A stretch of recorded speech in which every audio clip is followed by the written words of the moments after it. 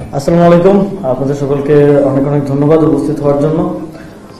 আমাদের ইতিমধ্যে আমাদের নির্বাচন পরিচালনা কমিটির সেক্রেটারি এবং পার্টির যুগ্ম আহ্বায়ক মুনহের শারমিন আপা আপনাদের সামনে কোন নির্বাচন পরবর্তী অবস্থায় আমাদের কোন কোন আসনে কি পরিস্থিতি বিরাজ করছে সেটা আপনাদেরকে বললেন। এর বাইরেও সারা দেশে এই ধরনের পরিস্থিতি চলমান আছে।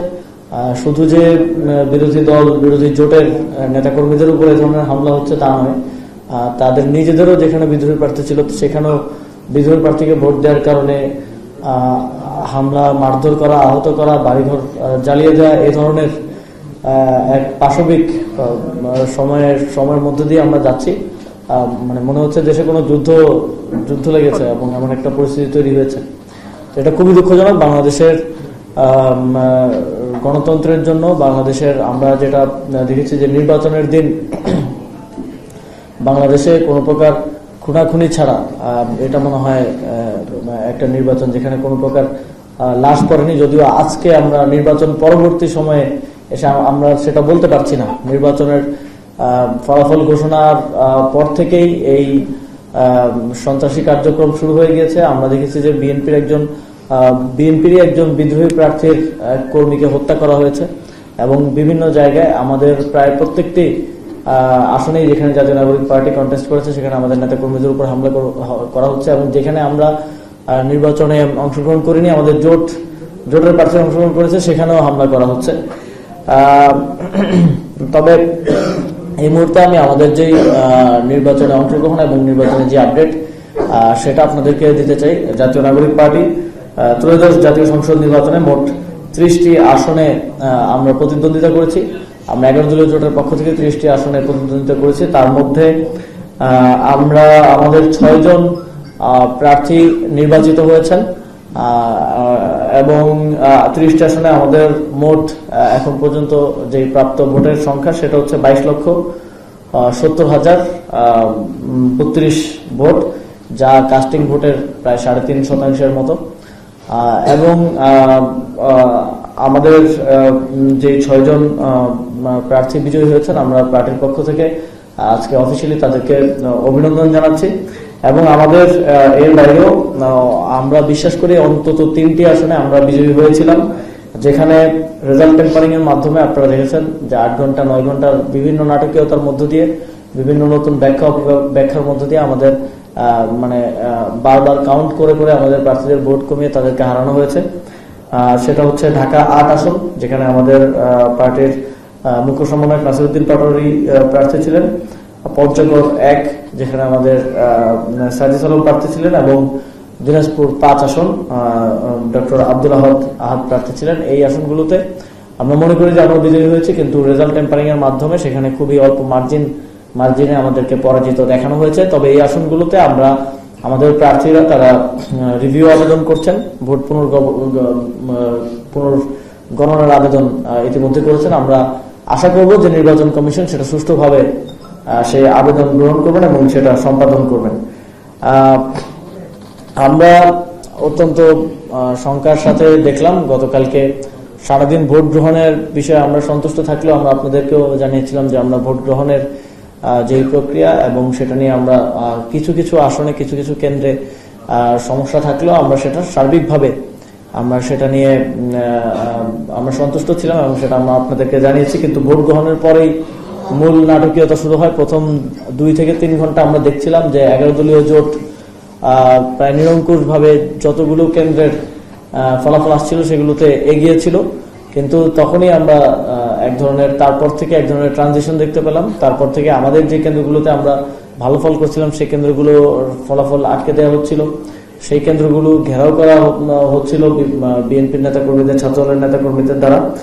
এবং কিছু গুরুত্বপূর্ণ আসনে ভোট গণনা 2 ঘন্টা 3 ঘন্টার মধ্যে শেষ হয়ে গেলেও সেইখানকার ফলাফলগুলো মধ্যরাতে গিয়ে দেওয়া হয়েছে, 9 ঘন্টা 10 ঘন্টা। বিশেষ করে আমাদের 11 দলীয় জোটের যারা শীর্ষস্থানীয় নেতৃবৃন্দ আছেন, যারা দলগুলো শীর্ষস্থানীয় নেতৃবৃন্দ আপনারা দেখেছেন তাদের আসনগুলোতে কিভাবে নাটকীয়তা হয়েছে।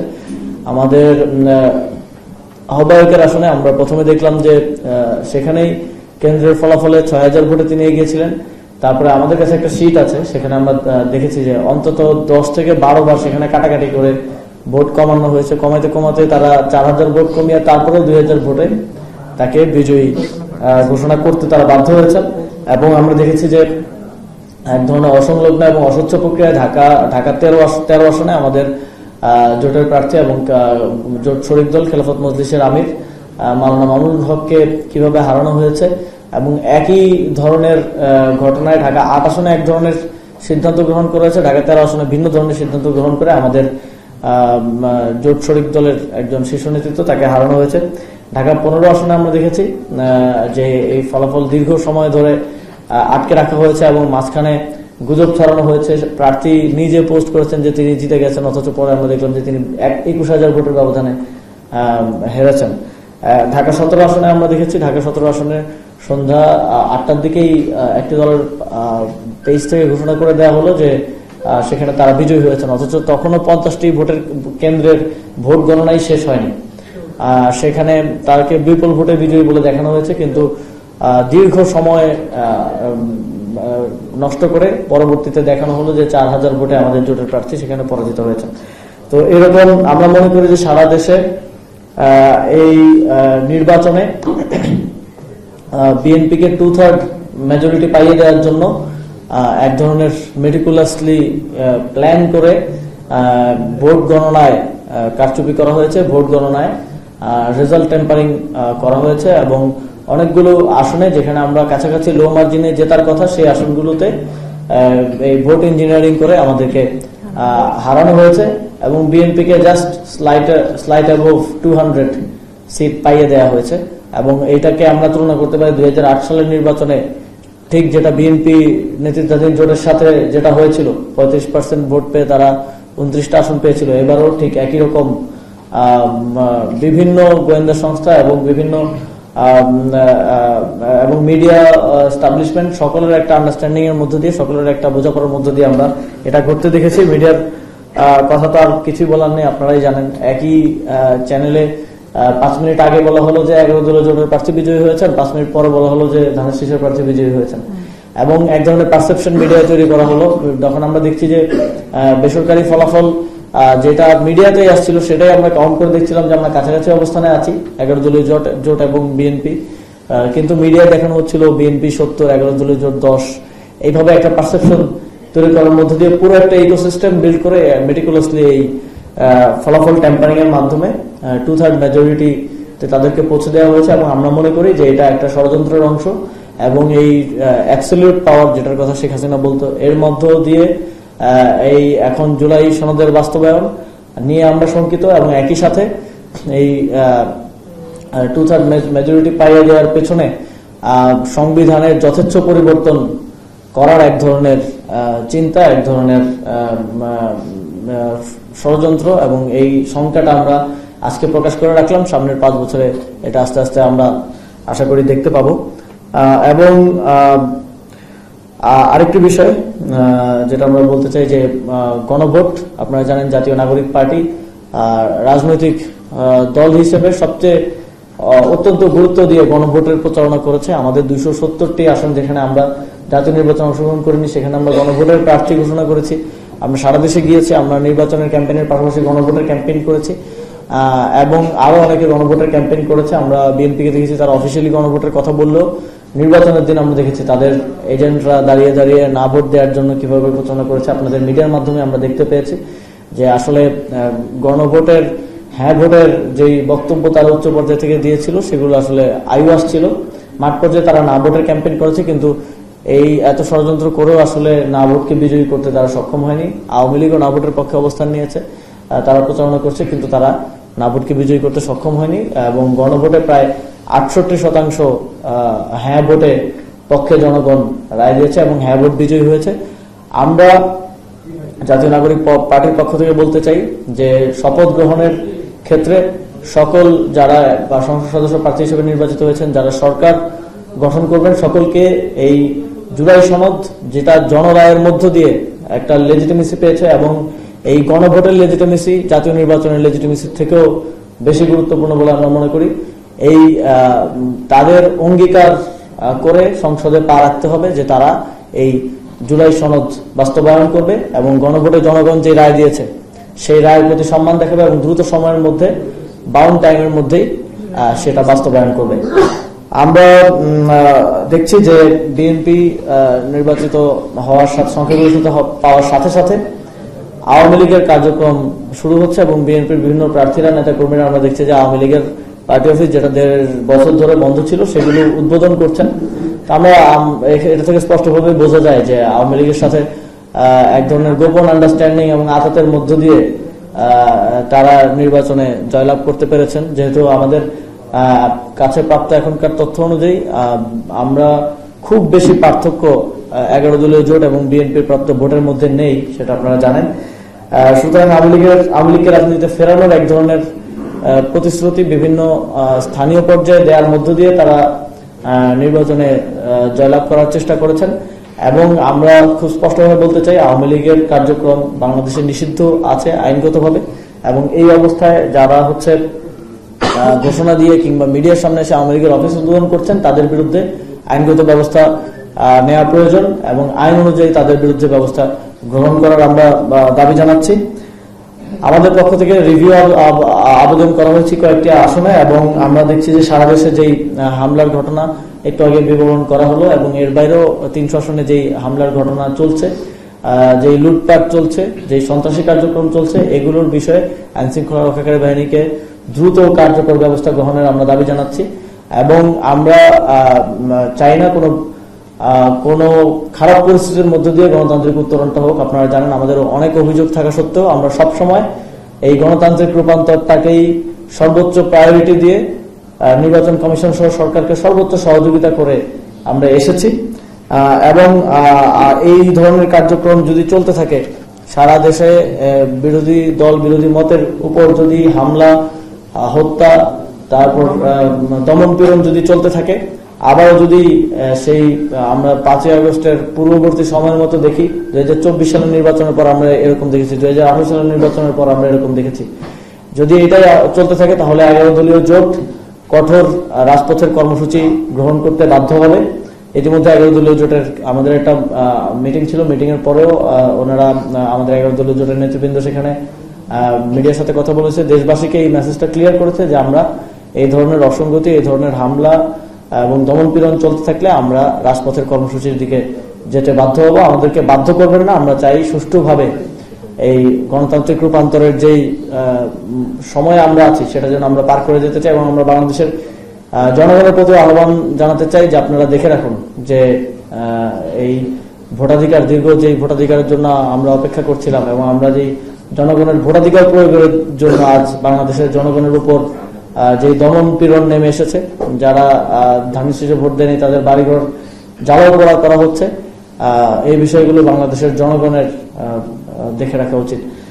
তো আপনাদের আর কোনো প্রশ্ন থাকলে করতে পারেন, তারপর আমরা শেষ করব।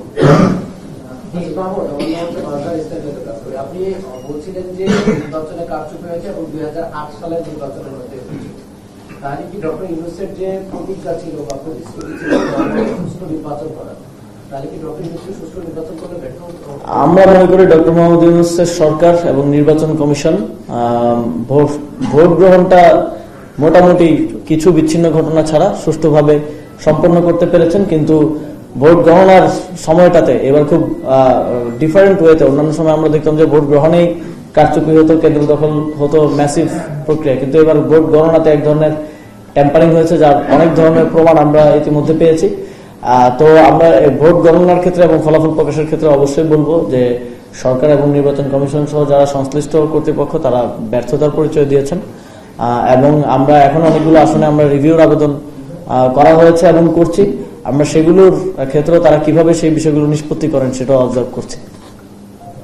আসিফ ভাই, আপনি বলেছেন যে ম্যাট্রিকুলার প্ল্যানের মধ্যে দিয়ে এই নির্বাচনের মাধ্যমে বিএনপিকে টু-থার্ড দেওয়া হয়েছে, আপনি কাকে মনে করছেন যে এই প্ল্যানের অংশ, মানে প্ল্যানারটা কে? এই প্ল্যানের অংশ আসলে অনেকেই, আমি যেটা বললাম যে এখানে অনেক পুরো একটা ইকোসিস্টেমের মধ্যে দিয়ে প্ল্যানটা বাস্তবায়ন করা হয়েছে। এখানে মিডিয়া এক ধরনের রোল প্লে করেছে, এক ধরনের বিতর্কিত রোল প্লে করেছে। কালকে আমরা দেখেছি, কালকে একদম মেইন স্ট্রিম মিডিয়াতে গুজব ছড়ানোর উদাহরণ আমরা দেখলাম।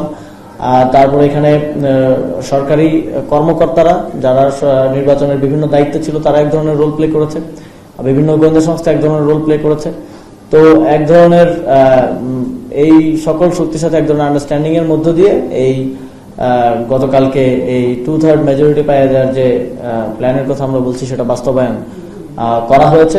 এবং আমরা শঙ্কা করছি যে এই ক্ষমতার অপব্যবহার সামনের দিনে আমরা দেখতে পাবো।